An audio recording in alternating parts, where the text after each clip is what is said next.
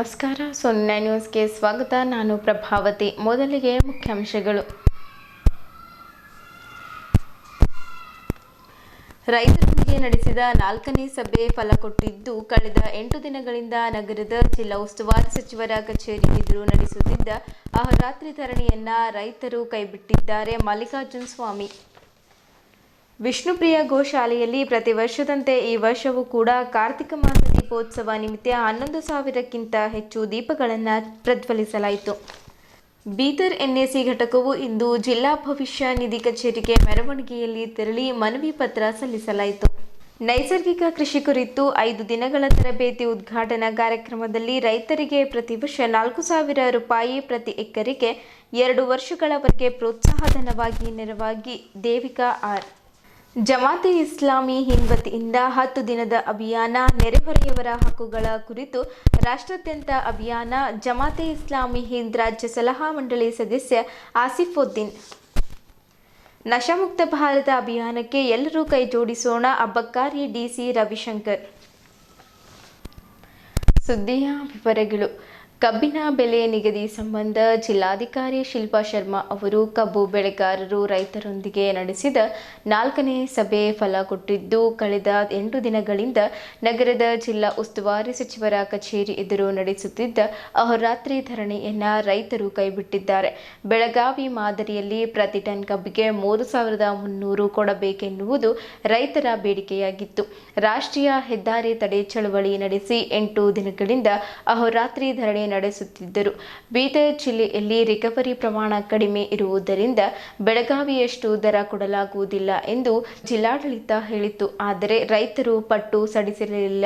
ಜಿಲ್ಲಾಧಿಕಾರಿ 3 ಸಲ ಕರೆದ ಸಂಧಾನ ಸಭೆ ಫಲ ಕೊಡುತ್ತಿರಲಿಲ್ಲ. ಕೊನೆಗೆ ಪ್ರತಿ ಟನ್ಗೆ ರೂಪಾಯಿ 3,100 ಕೊಡಬೇಕೆಂದು ರೈತರು ಪಟ್ಟು ಹಿಡಿದ್ದರು.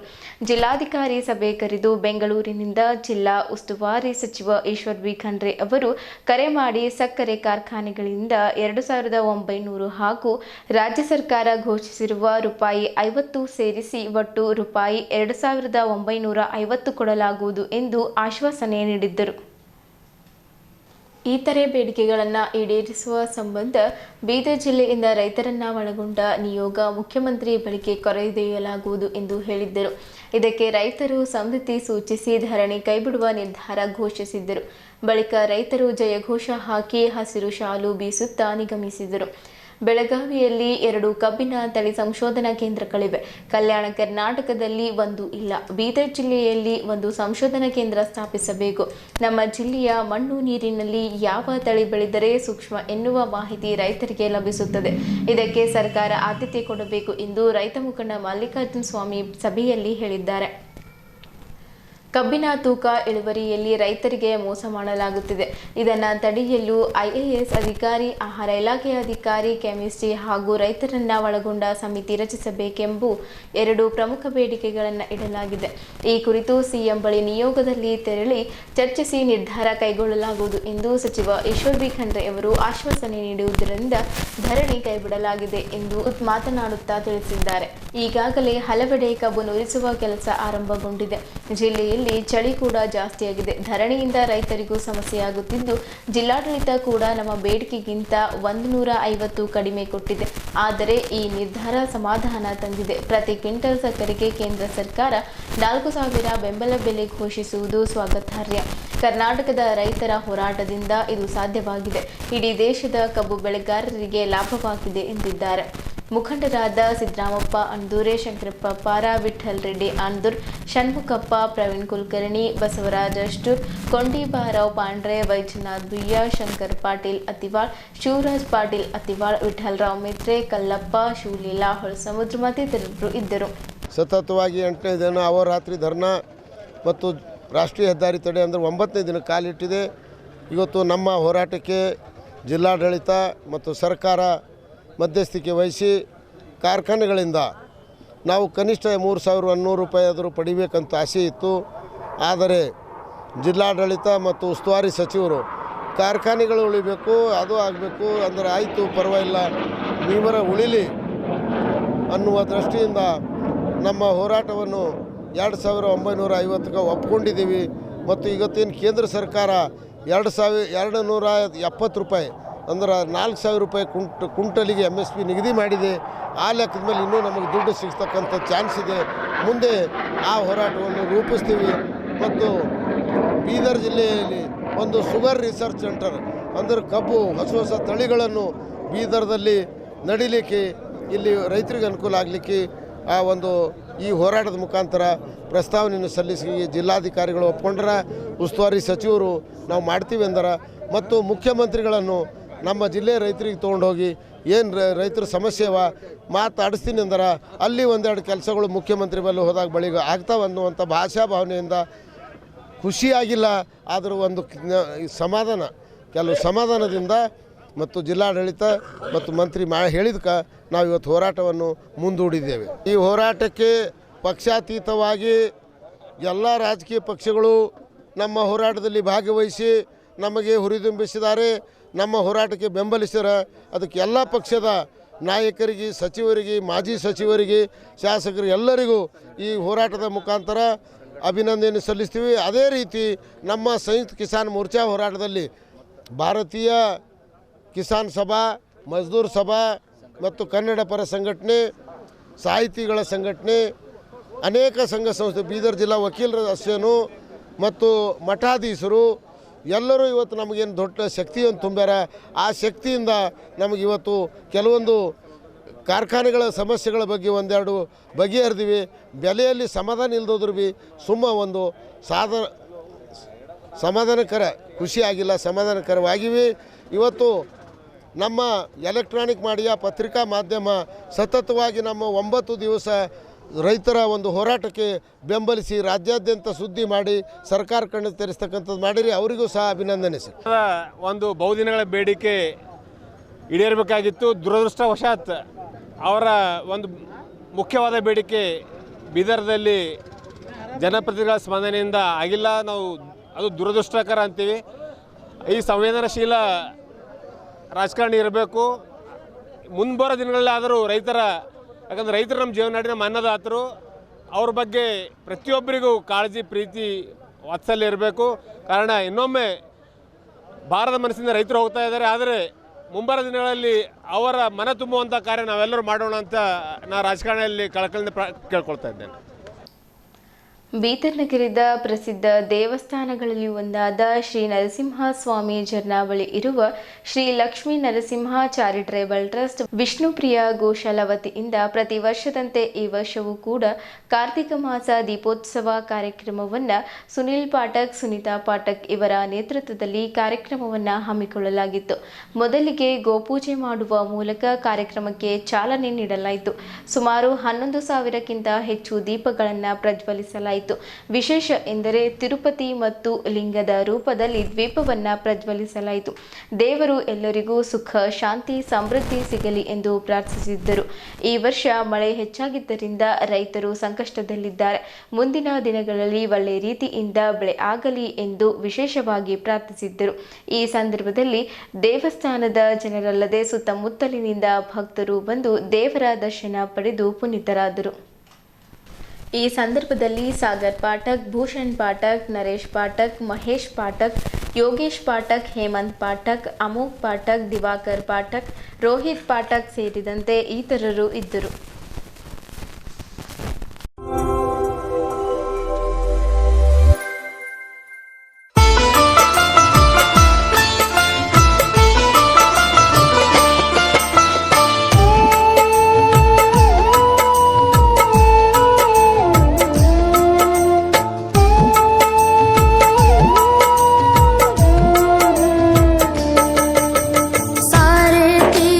धाम आपके चरण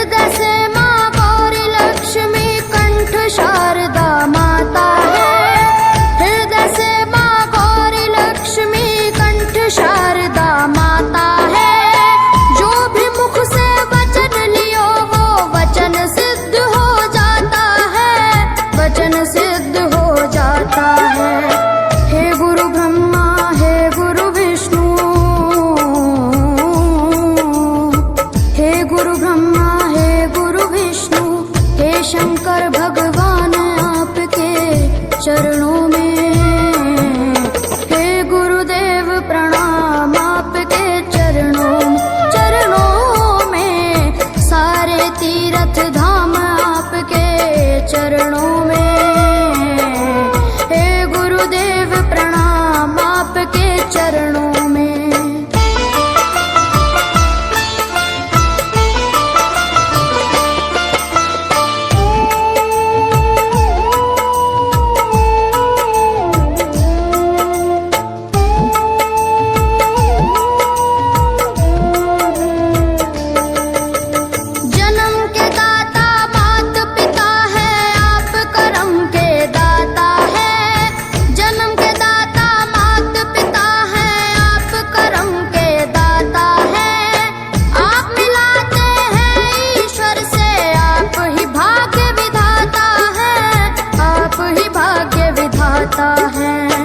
दुखिया मन को रोगी तन को, दुखिया मन को रोगी तन को मिलता है आराम आपके चरणों में। हे गुरुदेव प्रणाम आपके चरणों में, सारे तीर्थ धाम आपके चरणों में। गुरुदेव प्रणाम आपके चरणों में।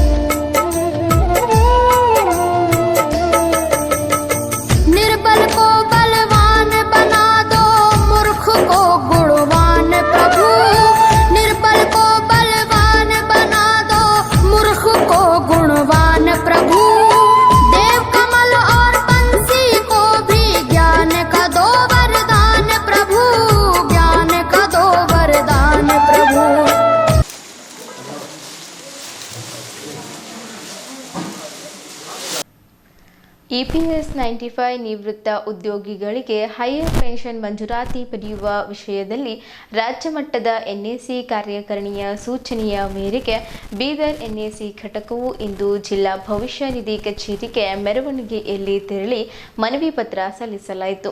ಹೊಸ ಬಸ್ ನಿಲ್ದಾಣ ಹತ್ತಿರದ ದೇವಿ ಮಂದಿರದಿಂದ ಪ್ರಾರಂಭವಾಗಿ ಬಳಿಕ ಮೆರವಣಿಗೆ ಬೀದರ್ ಜಿಲ್ಲಾ ಭವಿಷ್ಯ ನಿಧಿ ಕಚೇರಿ ತಲುಪಿ ಅಧಿಕಾರಿಗಳಿಗೆ ಮನವಿ ಪತ್ರವನ್ನು ಸಲ್ಲಿಸಲಾಯಿತು. ಜಿಲ್ಲೆಯಲ್ಲ ನಿವೃತ್ತ EPS 95 NAC ಸದಸ್ಯರನ್ನ ಕಾರ್ಯಕ್ರಮದಲ್ಲಿ ಅನಿವಾರ್ಯವಾಗಿ ಹಾಜರಾಗುವಂತೆ NAC ಬೀದರ್ ಘಟಕ ಮನವಿ ಮಾಡಿದೆ. ಹೈಯರ್ ಪೆನ್ಷನ್ ವಿಚಾರವು ಸಾವಿರಾರು ನಿವೃತ್ತ ಉದ್ಯೋಗಿಗಳ ಜೀವನದ ಭದ್ರತೆ ಮತ್ತು ಹಕ್ಕುಗಳಿಗೆ ಸಂಬಂಧಿಸಿದೆ. ದಿಲ್ಲಿ ಪ್ರತಿಭಟನೆ ಕುರಿತು ಚರ್ಚೆ ಕೂಡ ಈ ಸಭೆಯಲ್ಲಿ ಮತ್ತೊಂದು ಪ್ರಮುಖ ವಿಚಾರವಾಗಿರುವ ದಿಲ್ಲಿಯಲ್ಲಿ ದಿನಾಂಕ 3/12/2025 ಮತ್ತು 4/12/2025 ಜರುಗಲಿರುವ ರಾಷ್ಟ್ರವ್ಯಾಪಿ ಪ್ರತಿಭಟನೆಯಲ್ಲಿ ಭಾಗವಹಿಸುವ ಬಗ್ಗೆ ಚರ್ಚೆ ನಡೆಯಲಿದೆ ಎಂದು ಜಿಲ್ಲಾ ಅಧ್ಯಕ್ಷರಾದ ಶಿವಕುಮಾರ್ ಶೆಟ್ಕರ್ ಅವರು ಮಾತನಾಡುತ್ತಾ ಹೇಳಿದರು. ಮಾನ್ಯ ಸರ್ವೋಚ್ಚ ನ್ಯಾಯಾಲಯವು ತನ್ನ ದಿನಾಂಕ 4/10/2016 ಮತ್ತು 4/11/2022 ತೀರ್ಪುಗಳಲ್ಲಿ ನೀಡಿರುವ ನಿರ್ದೇಶನಗಳ ಅನುಸಾರವಾಗಿ ಈ ಕೆಳಗಿನ ಕ್ರಮಗಳನ್ನು ತಕ್ಷಣ ಕೈಗೊಳ್ಳಲು ಆಗ್ರಹಿಸಲಾಗಿದೆ. ಕನಿಷ್ಠ ಮಾಸಿಕ ಪಿಂಚಣಿಯನ್ನು 7,500 ತುಟಿಭತ್ಯ DAಗೆ ಹೆಚ್ಚಿಸುವುದು, ಪಿಂಚಣಿದಾರರು ಮತ್ತು ಅವರ ಸಂಗಾತಿಗಳಿಗೆ ವೈದ್ಯಕೀಯ ಸೌಲಭ್ಯಗಳನ್ನು ಒದಗಿಸುವುದು, ಯಾವುದೇ ತಾರತಮ್ಯವಿಲ್ಲದೆ ಹೆಚ್ಚಿನ ಪಿಂಚಣಿ ಸೌಲಭ್ಯಗಳನ್ನು ಜಾರಿಗೊಳಿಸುವುದು. ದಿನಾಂಕ 1/9/2014ಕ್ಕಿಂತ ಮೊದಲು ಮತ್ತು ನಂತರ ನಿವೃತ್ತರಾಗಿದ್ದವರಿಗೆ ಈ ಪ್ರತಿಭಟನೆಯನ್ನು ಹಿರಿಯ ನಾಯಕ ಕಮಾಂಡರ್ ಅಶೋಕ್ ರಾವುತ್ ಅವರ ಅಧ್ಯಕ್ಷತೆಯಲ್ಲಿ ಆಯೋಜಿಸಲಾಗಿದೆ ಎಂದು ಜಿಲ್ಲಾಧ್ಯಕ್ಷರಾದ ಶಿವಕುಮಾರ್ ಶೆಟ್ಕರ್, ಪ್ರಧಾನ ಕಾರ್ಯದರ್ಶಿ ಸುರೇಶ್ ಬಾಬು ಸೇರಿದಂತೆ KSRTC ನಿವೃತ್ತ ಸಿಬ್ಬಂದಿಗಳು, ಗಾಂಧಿಗಂಜ್ ಬ್ಯಾಂಕಿನ ನಿವೃತ್ತ ಸಿಬ್ಬಂದಿಗಳು, DCC ಬ್ಯಾಂಕಿನ ನಿವೃತ್ತ ಸಿಬ್ಬಂದಿಗಳು ಅನೇಕರು ಉಪಸ್ಥಿತರಿದ್ದರು.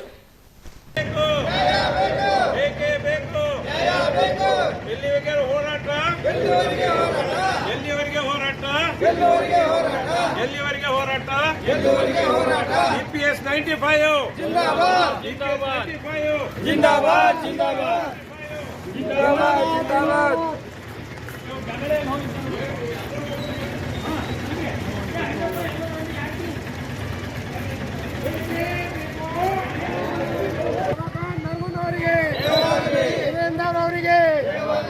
ರಾವತ್ ಸಾಬ್ ಅವರಿಗೆ, ಶಿವಕುಮಾರ್ ಶೆಟ್ಟರ್ ಅವರಿಗೆ, ಸುರೇಶ್ ಬಾಬು ಅವರಿಗೆ, ಪ್ರಶಾಂತ್ ಸ್ವಾಮಿ ಅವರಿಗೆ,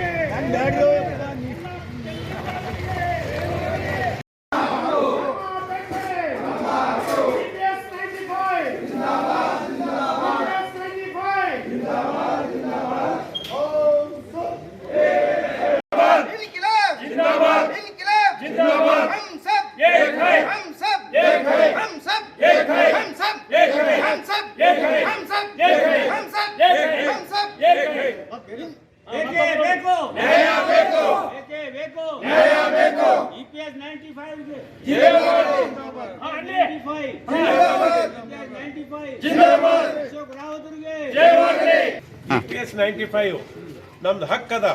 ನಾವು ಕಾಂಟ್ರಿಬ್ಯೂಷನ್ ಮಾಡೀವಿ, ನಾವು ಸರ್ಕಾರಕ್ಕೆ ರೊಕ್ಕ ಕೊಟ್ಟಿದ್ದೇವೆ.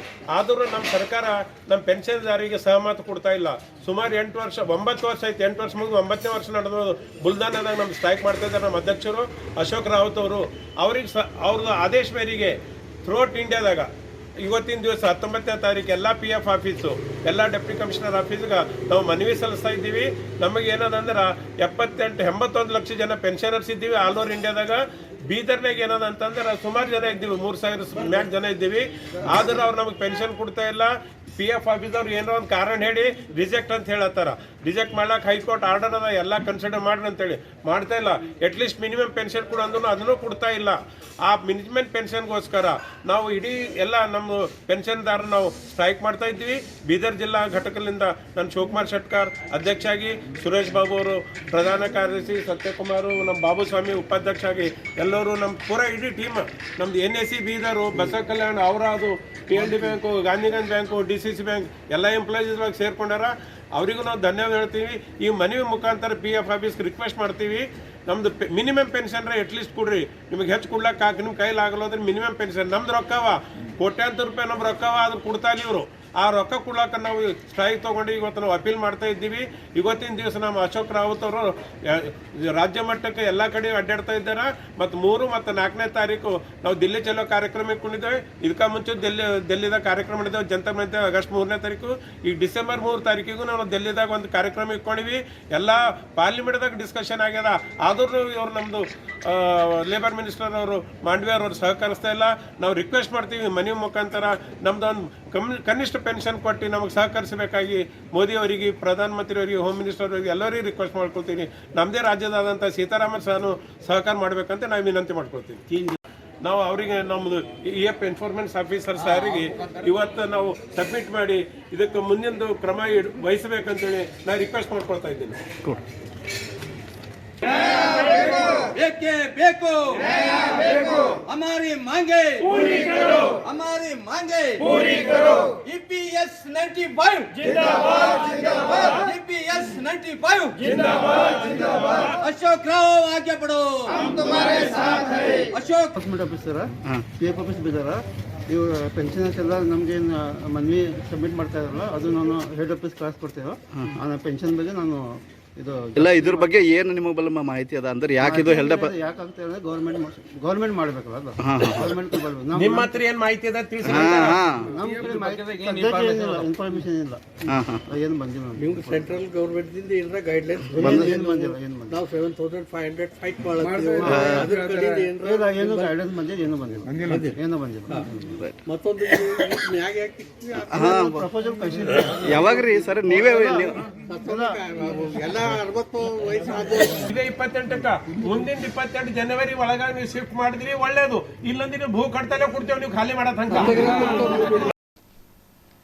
ಅತಿ ಹೆಚ್ಚಿನ ಪ್ರಮಾಣದಲ್ಲಿ ರಾಸಾಯನಿಕ ಗೊಬ್ಬರ ಮತ್ತು ಕೀಟನಾಶಕಗಳ ಬಳಕೆಯಿಂದ ನಮ್ಮ ಮಣ್ಣಿನ ಫಲವತ್ತತೆ ಕ್ಷೀಣಿಸುತ್ತಿರುವುದಲ್ಲದೆ ಮನುಷ್ಯನ ದೇಹದ ಮೇಲೆಯೂ ಸಹ ವ್ಯತಿರಿಕ್ತವಾದ ಪರಿಣಾಮ ಉಂಟಾಗುತ್ತಿದೆ ಎಂದು ಬೀದರ್ ತೋಟಗಾರಿಕೆ ಮಹಾವಿದ್ಯಾಲಯದ ಡೀನ್ ಹಾಗೂ ತರಬೇತಿ ಆಯೋಜಕರಾದ ಡಾಕ್ಟರ್ SV ಪಾಟೀಲ್ ಅವರು ತಿಳಿಸಿದ್ದರು.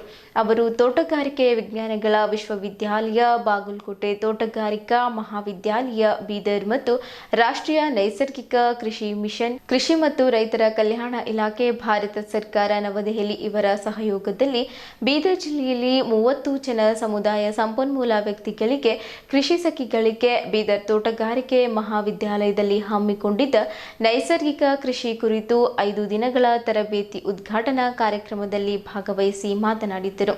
ಕೃಷಿ ಇಲಾಖೆಯ ಜಂಟಿ ಕೃಷಿ ನಿರ್ದೇಶಕರಾದ ದೇವಿಕಾ ಆರ್ ಅವರು ಮಾತನಾಡಿ, ಅವರು ಕ್ಷೇತ್ರದಲ್ಲಿ ನೈಸರ್ಗಿಕ ಕೃಷಿ ಪ್ರೇರೇಪಿಸಲು ಕೇಂದ್ರ ಸರ್ಕಾರ ರಾಷ್ಟ್ರೀಯ ನೈಸರ್ಗಿಕ ಕೃಷಿ ಮಿಷನ್ ಅಡಿಯಲ್ಲಿ ರೈತರಿಗೆ ಪ್ರತಿ ವರ್ಷ 4,000 ರೂಪಾಯಿ ಪ್ರತಿ ಎಕರೆಗೆ 2 ವರ್ಷಗಳವರೆಗೆ ಪ್ರೋತ್ಸಾಹಧನವಾಗಿ ನೆರವಾಗಿ ನೈಸರ್ಗಿಕ ಕೃಷಿ ಮಾಡುವ ರೈತರಿಗೆ ಸಂದಾಯ ಮಾಡಲಾಗುತ್ತಿದೆ ಎಂದು ಹೇಳಿದರು.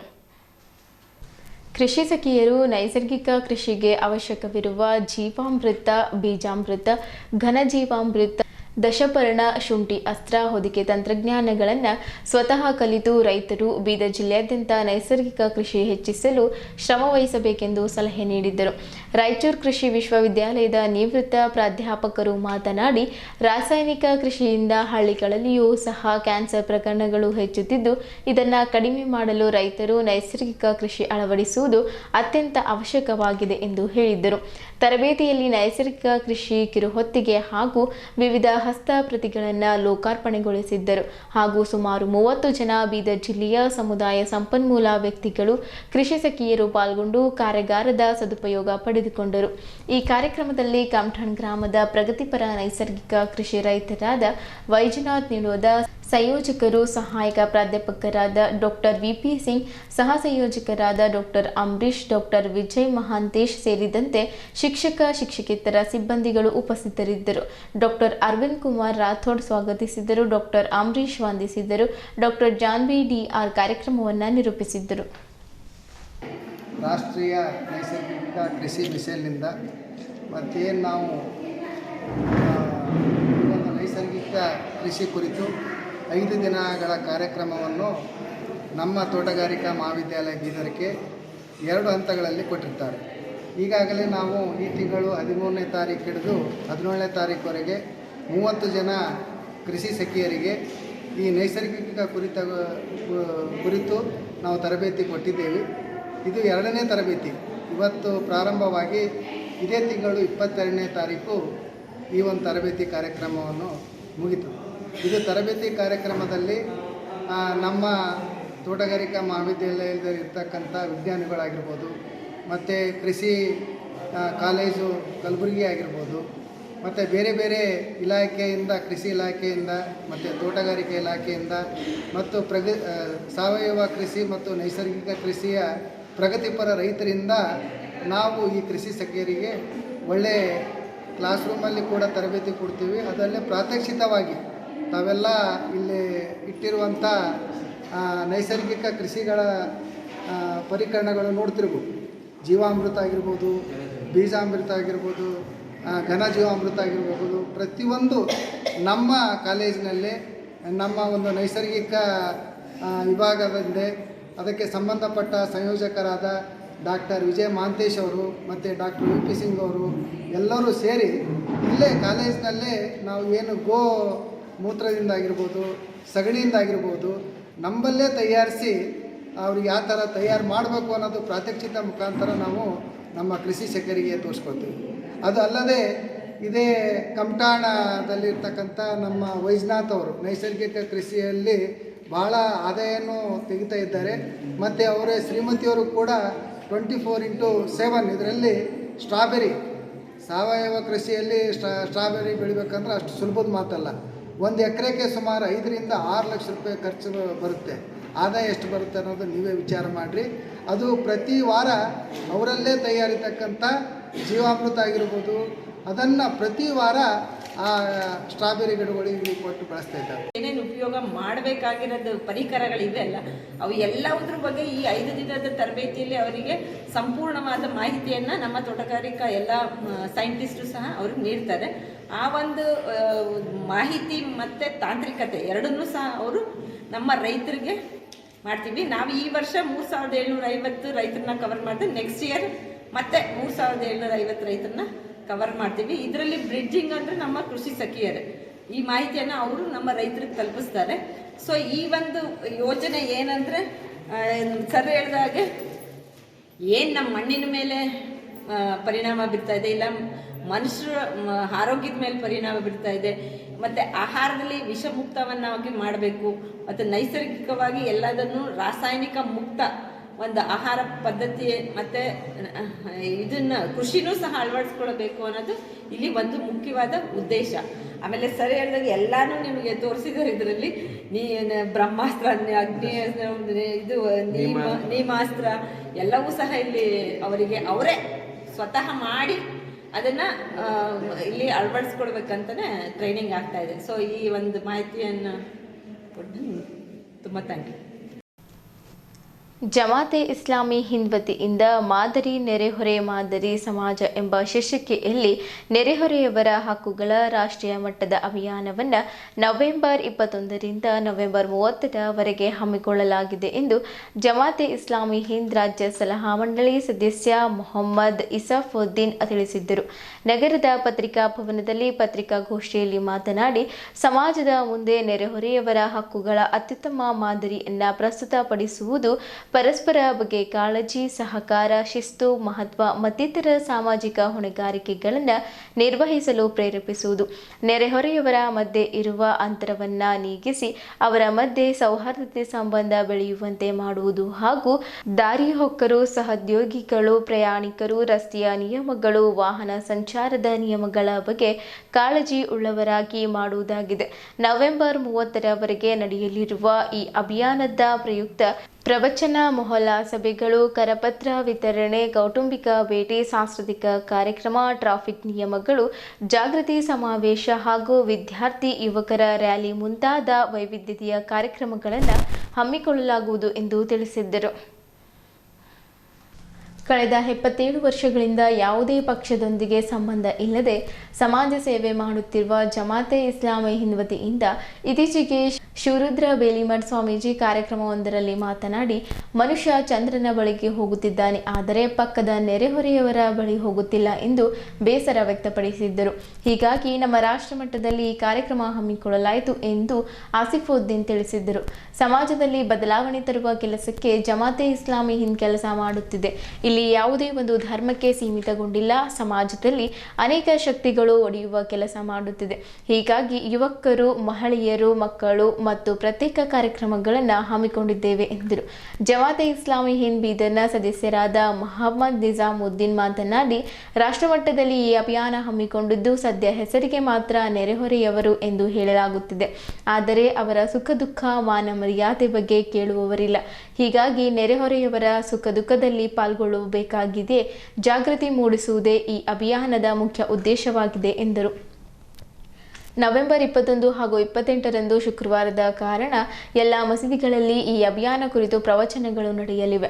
ನವೆಂಬರ್ 22ರಂದು ಸಂಜೆ ನಗರದ ಜಮಾಯಿ ಮಸೀದಿಯಲ್ಲಿ ಸಂಜೆ 6:30ಕ್ಕೆ ವಿಶೇಷ ಕಾರ್ಯಕ್ರಮ ನಡೆಯಲಿದ್ದು, ಜಮಾತೆ ಇಸ್ಲಾಮಿ ಹಿಂದ್ ರಾಷ್ಟ್ರೀಯ ಉಪಾಧ್ಯಕ್ಷರಾದ ಎಸ್ ಆಮಿಮುಲ್ಲಾ ಹಸನ್ ಭಾಷಣ ಮಾಡುವರು. ನವೆಂಬರ್ 23ರಂದು ಬೆಳಗ್ಗೆ ಸಿಐಒ ವತಿಯಿಂದ ರ್ಯಾಲಿ ನಡೆದು ಡಿಸೆಂಟ್ ಫಂಕ್ಷನ್ ಹಾಲ್ನಲ್ಲಿ ಕಾರ್ಯಕ್ರಮ ನಡೆಯಲಿದೆ. ಅಂದು ರಾತ್ರಿ 8:30ಕ್ಕೆ ಇದಾರ್ ಆದಬ್ ಇಸ್ಲಾಮಿ ವತಿಯಿಂದ ಮುಷಾಯಿರ್, ಜಿಐಒ ಮತ್ತು ಸಿಐಒ ವತಿಯಿಂದ ಸಾಂಸ್ಕೃತಿಕ ಕಾರ್ಯಕ್ರಮಗಳು, ಬೀದಿ ನಾಟಕ, ವಿದ್ಯಾರ್ಥಿಗಳಿಂದ ಕಾರ್ಯಕ್ರಮಗಳು ಜರುಗಲಿದ್ದು, ನವೆಂಬರ್ 29ರಂದು ಯುವಕರ ಕಾರ್ಯಕ್ರಮ ಆಟದ ಮೈದಾನ ಮತ್ತು ಜಿಮ್ನಲ್ಲಿ ನಡೆಯಲಿದೆ. ನವೆಂಬರ್ 30ರಂದು 12 ಝೋನ್ಗಳಲ್ಲಿ ದೇಶ ಬಾಂಧವರಿಗೆ ಕಾರ್ಯಕ್ರಮಗಳಿದ್ದು, Asram public school, Al Ameeni college, wisdom college, divine college ಕಾರ್ಯಕ್ರಮಗಳು ನಡೆಯಲಿವೆ ಎಂದು ತಿಳಿಸಿದರು. ಜಮಾತೆ ಇಸ್ಲಾಮಿ ಮಹಿಳಾ ವಿಭಾಗದ ಜಿಲ್ಲಾ ಸಂಚಾಲಕಿ ತೌಹೀದ್ ಸಿಂಧೆ ಮಾತನಾಡಿ, ಬೀದರ್ ನಗರದ ಪಕ್ಕದ ಗ್ರಾಮೀಣ ಭಾಗದಲ್ಲಿರುವ ಮಹಿಳೆಯರಲ್ಲಿ ಜಾಗೃತಿ ಮೂಡಿಸಲಾಗುತ್ತಿದೆ ಎಂದು ಅವರು ಡಿಸೆಂಬರ್ 7ರಂದು ನಗರದ ರಂಗ ಚನ್ನಬಸವ ಪಟ್ಟದೇವರ ರಂಗಮಂದಿರದಲ್ಲಿ ಕುರಾನ್ ಪ್ರವಚನ ಕಾರ್ಯಕ್ರಮ ಹಮ್ಮಿಕೊಳ್ಳಲಾಗಿದೆ. ಈ ಕಾರ್ಯಕ್ರಮಕ್ಕೆ ಅನುಪಮಾ ಮ್ಯಾಗ್ನಿ ಸಂಪಾದಕರಾದ ಸಬಿಹಾ ಫಾತಿಮಾ, ತಸ್ಲಿಮಾ ಖಾನಂ, ಬ್ರಹ್ಮಕುಮಾರಿ ಈಶ್ವರ್ಯ ಮಹಾವಿದ್ಯಾಲಯದ ಪ್ರತಿಮಾ ಬೆಹೆಂಜಿ ಸೇರಿದಂತೆ ಇನ್ನಿತರರು ಪಾಲ್ಗೊಳ್ಳುವರು ಎಂದರು. ಮಹಿಳಾ ವಿಭಾಗದ ಸಂಚಾಲಕಿ ಅಸ್ಮಾ ಸುಲ್ತಾನ್ ಮಾತನಾಡಿ, ಅಭಿಯಾನದಡಿ ಮನೆ ಮನೆಗೆ ಭೇಟಿ, ಪೊಲೀಸ್ ಠಾಣೆ ಹಾಗೂ ಆಸ್ಪತ್ರೆಗೆ ಭೇಟಿ ನೀಡಿ ರೋಗಿಗಳ ಆರೋಗ್ಯ ವಿಚಾರಣೆ, ಸ್ಲಂ ಏರಿಯಾಗಳಲ್ಲಿ ವಾಸಿಸುವ ಜನರನ್ನ ಭೇಟಿ ಮಾಡುವುದಲ್ಲದೆ ನೆರೆಹೊರೆಯವರೊಂದಿಗೆ ಸೇರಿ ಗಿಡ ನೆಡುವ ಕಾರ್ಯಕ್ರಮ ಕೂಡ ಹಮ್ಮಿಕೊಳ್ಳಲಾಗಿದೆ ಎಂದು ಮಾಹಿತಿ ನೀಡಿದ್ದರು. हर लेवल पर हमारी जो कुछ ताकत है, मर्द हजरात के लेवल पर हम एक प्रोग्राम बनाए, लेडीज़ के लेवल पर हमने एक प्रोग्राम बनाया है, स्टूडेंट्स के लेवल पर हमने एसआईओ के प्लेटफॉर्म से एक प्रोग्राम बनाया है, यूथ्स को लेवल पर सॉलिडारिटी यूथ के लेवल पर हमने एक प्रोग्राम बनाया है, बच्चों के लेवल पर CIO children's Islamic organisation national level पर हमने कायम की गए और पूरे स्कूल्स में एक एक्टिविटी और कल्चरल एक्टिविटीज़ हम करना चाहते हैं, हम स्ट्रीट प्ले भी करना चाहते हैं। तो ये और फिर हमारा साहित्य का एक प्लेटफॉर्म है, इदारा अदब इस्लामी, शायरों और अदीबों और पढ़े लिखे लोगों को लेकर हम एक प्रोग्राम ये साहित्य लोगों का भी हम करेंगे। ये और इस तरह के बहुत से प्रोग्राम हैं जो यहाँ अंजाम दी जाएंगी। मैं आपका ज़्यादा वक्त लिए बग़ैर आपसे आखिरी अपील यही करूँगा कि हमेशा आपका कोऑपरेशन, जमात इस्लामी और उसके प्रोग्रामों को आपने पसंद किया है और उसे अपने मीडिया के ज़रिए से उसे आपने फैलाकर बहुत बड़ी सपोर्ट हमारी की है। मैं आपसे आशा करता हूँ कि आइंदा भी आपका इसी तरह कोऑपरेशन रहेगा। अल्लाह आपको हेल्थी वेल्थी रखे और हम सब मिलकर ये अच्छा काम को आगे बढ़ाएंगे। Thank you. ಜಮಾತ್ ಇಸ್ಲಾಮಿ ಹಿಂದ್ ಇಡೀ ರಾಷ್ಟ್ರದಾದ್ಯಂತ ಈ ಅಭಿಯಾನವನ್ನು ನಡೆಸ್ತಾ ಇದೆ. ಡೆಲ್ಲಿಯಿಂದ ಈ ಬೀದರ್ನ ಹಳ್ಳಿಯವರೆಗೂ ಕೂಡ ಇವತ್ತು ಈ ಅಭಿಯಾನ ನಡೀತಾ ಇದೆ. ಈ ಅಭಿಯಾನದ ಅವಧಿ ನವೆಂಬರ್ 21ರಿಂದ 30ರವರೆಗೆ. ಈ ಅಭಿಯಾನದ ವಿಷಯ ನೆರೆಹೊರೆಯವರ ಹಕ್ಕುಗಳು, ರೈಟ್ಸ್ ಆಫ್ ನೇಬರ್ಸ್. ನಮ್ಮ ಒಂದು ಸ್ಲೋಗನ್ ಏನಿದೆ ಅಂತಂದರೆ, ಮಾದರಿ ನೆರೆಹೊರೆ, ಮಾದರಿ ಸಮಾಜ, model neighbourhood and model society. ನಮಗೆ ಗೊತ್ತಿದೆ ಭಾರತದ ಒಂದು ನಾಗರಿಕತೆ, ಸಿವಿಲೈಸೇಷನ್, ಇದು ಪುರಾತನವಾದಂಥ ಸಿವಿಲೈಸೇಷನ್. ಈ ಸಿವಿಲೈಸೇಷನ್ ನಾಗರಿಕತೆ ಅನ್ನುವಂಥದ್ದು ಒಂದು ಕುಟುಂಬ ಹಾಗೂ ನೆರೆಹೊರೆಯ ಸಂಬಂಧಗಳ ಮೇಲೆ ಇದು ನಿರ್ಭರ ಆಗಿದೆ. ನಮ್ಮ ಒಂದು ನೆರೆಹೊರೆಯವರ ಸಂಬಂಧ ಒಳ್ಳೆಯ ರೀತಿ ಆದರೆ ಸಮಾಜ, ಒಳ್ಳೆಯ ಸಮಾಜ, ಮಾದರಿ ಸಮಾಜ ನಿರ್ಮಾಣ ಮಾಡಲಿಕ್ಕೆ ಸಾಧ್ಯ. ಮಾದರಿ ಸಮಾಜ ನಿರ್ಮಾಣ ಆದರೆ ಒಂದು ಮಾದರಿ ರಾಷ್ಟ್ರವನ್ನು ನಿರ್ಮಾಣ ಮಾಡಲಿಕ್ಕೆ ಸಾಧ್ಯ. ಕಾರಣ, ನಮ್ಮ ಒಂದು ಲಕ್ಷ್ಯ ಏನು ಅಂತಂದರೆ, ನಮ್ಮ ರಾಷ್ಟ್ರ, ನಮ್ಮ ನೆಚ್ಚಿನ ದೇಶ ಅದು ಒಳ್ಳೆಯದಂಥ ಒಂದು ರಾಷ್ಟ್ರ ಆಗಬೇಕು, ಒಂದು ಮಾದರಿಯ ರಾಷ್ಟ್ರ ಆಗಬೇಕು, ಮಾದರಿಯ ಸಮಾಜ ನಿರ್ಮಾಣ ಆಗಬೇಕು ಅನ್ನುವಂಥದ್ದು. ನಶಾಮುಕ್ತ ಭಾರತ ಅಭಿಯಾನಕ್ಕೆ ಎಲ್ಲರೂ ಕೈ ಜೋಡಿಸೋಣ ಎಂದು ಅಬಕಾರಿ ಇಲಾಖೆಯ ಡಿಸಿ ರವಿಶಂಕರ್ ಅವರು ತಿಳಿಸಿದ್ದರು. ಅವರು ಜಿಲ್ಲಾಧಿಕಾರಿಗಳ ಕಚೇರಿಯಲ್ಲಿ ಜಿಲ್ಲಾಡಳಿತ, ಜಿಲ್ಲಾ ಪಂಚಾಯತ್, ಮಹಿಳಾ ಮತ್ತು ಮಕ್ಕಳ ಅಭಿವೃದ್ಧಿ ಇಲಾಖೆ ಹಾಗೂ ಜಿಲ್ಲಾ ವಿಕಲಚೇತನರ ಹಿರಿಯ ನಾಗರಿಕರ ಸಬಲೀಕರಣ ಇಲಾಖೆ ಇವರ ಸಂಯುಕ್ತಾಶ್ರಯದಲ್ಲಿ ಆಯೋಜಿಸಲಾಗಿದ್ದ ನಶಾಮುಕ್ತ ಭಾರತ ಅಭಿಯಾನ 5ನೇ ವಾರ್ಷಿಕೋತ್ಸವದ ಅಂಗವಾಗಿ ಜಿಲ್ಲಾ ಮಟ್ಟದ ಪ್ರತಿಜ್ಞಾವಿಧಿ ಕಾರ್ಯಕ್ರಮ ಉದ್ದೇಶಿಸಿ ಮಾತನಾಡಿದ್ದರು. ಇಂದಿನ ಯುವ ಜನತೆ ದುಶ್ಚಟಗಳಿಗೆ ಹತ್ತಿರವಾಗುತ್ತಿದ್ದಾರೆ. ಆದ್ದರಿಂದ ಕೇಂದ್ರ ಸರ್ಕಾರ ದೇಶಾದ್ಯಂತ ನಶಾಮುಕ್ತ ಭಾರತ ಅಭಿಯಾನ ಹಮ್ಮಿಕೊಂಡಿದೆ. ಭಾರತ ಒಂದು ಯುವ ರಾಷ್ಟ್ರವಾಗಿದ್ದು, ರಾಷ್ಟ್ರ ನಿರ್ಮಾಣ ಮತ್ತು ಅಭಿವೃದ್ಧಿಯಲ್ಲಿ ಯುವ ಜನತೆಯ ಪಾತ್ರ ಬಹಳ ಮುಖ್ಯವಾಗಿದೆ. ಯುವ ಜನತೆಯ ಆರೋಗ್ಯ ಮತ್ತು ಸ್ವಾಸ್ಥ್ಯ ಜೀವನ ನಡೆಸಲು ಅನುವು ಮಾಡಿಕೊಡಬೇಕು ಎಂದರು. ಇಂದು ಪಂಜಾಬ್ನ ಅಮೃತ್ಸರ್ನಲ್ಲಿ ಅಧಿಕೃತ ಕಾರ್ಯಕ್ರಮ ನಡೆಯುತ್ತಿದೆ. ಇತ್ತೀಚೆಗೆ ಗುಜರಾತಿನ ಕರಾವಳಿಯಲ್ಲಿ ಬಹುದೊಡ್ಡ ಮಟ್ಟದಲ್ಲಿ ಮಾದಕ ದ್ರವ್ಯವನ್ನು ವಶಪಡಿಸಿಕೊಳ್ಳಲಾಯಿತು. ಬೇರೆ ದೇಶಗಳಿಂದ ನಮ್ಮ ದೇಶಕ್ಕೆ ಮಾದಕ ವಸ್ತುಗಳು ಆಮದು ಆಗುತ್ತಿದ್ದು, ಅವುಗಳನ್ನು ತಡೆದು ಭಾರತವನ್ನು ನಶಾಮುಕ್ತ ಮಾಡೋಣ ಎಂದರು. ಜಿಲ್ಲಾ ವಿಕಲಚೇತನ ಕಲ್ಯಾಣಾಧಿಕಾರಿ ಸುಭಾಷ್ ರತ್ನ ಮಾತನಾಡಿ, ಗ್ರಾಮೀಣ ಮತ್ತು ನಗರ ಪ್ರದೇಶಗಳಲ್ಲಿ ಪುನರ್ವಸತಿ ಕಾರ್ಯಕ್ರಮ ಹಮ್ಮಿಕೊಳ್ಳಲಾಗಿದ್ದು, ನಶಾಮುಕ್ತ ಅಭಿಯಾನದ ಬಗ್ಗೆ ಸ್ಥಳೀಯ ಮಟ್ಟದಲ್ಲಿ ಹೆಚ್ಚು ಕಾರ್ಯಕ್ರಮ ಹಾಕಿಕೊಂಡು ಅರಿವು ಮೂಡಿಸಲಾಗಿದೆ ಎಂದರು. ಇದೇ ವೇಳೆ ನಶಾಮುಕ್ತ ಭಾರತ ಅಭಿಯಾನ ಅಂಗವಾಗಿ ಪ್ರತಿಜ್ಞಾ ವಿಧಿಯನ್ನ ಬೋಧಿಸಲಾಯಿತು. ಈ ಸಂದರ್ಭದಲ್ಲಿ ವಾರ್ತಾ ಮತ್ತು ಸಾರ್ವಜನಿಕ ಸಂಪರ್ಕ ಇಲಾಖೆಯ ಸಹಾಯಕ ನಿರ್ದೇಶಕರಾದ ಮಂಜುನಾಥ್ ಸುರಳಿ, ಸರ್ಕಾರಿ ಜೂನಿಯರ್ ಕಾಲೇಜ್ ಅಧ್ಯಾಪಕರು ಮಲ್ಲಿಕಾರ್ಜುನ್ ಲದ್ದೆ ಸೇರಿದಂತೆ ಇತರೆ ಅಧಿಕಾರಿಗಳು ಉಪಸ್ಥಿತರಿದ್ದರು. ಇಲ್ಲಿಯವರೆಗೂ ಸುದ್ದಿ ಕೊಟ್ಟಿದ್ದು ನಾನು ಪ್ರಭಾವತಿ. ಮುಂದಿನ ಸುದ್ದಿಯೊಂದಿಗೆ ಮತ್ತೆ ಭೇಟಿಯಾಗೋಣ. ವಂದನೆಗಳು.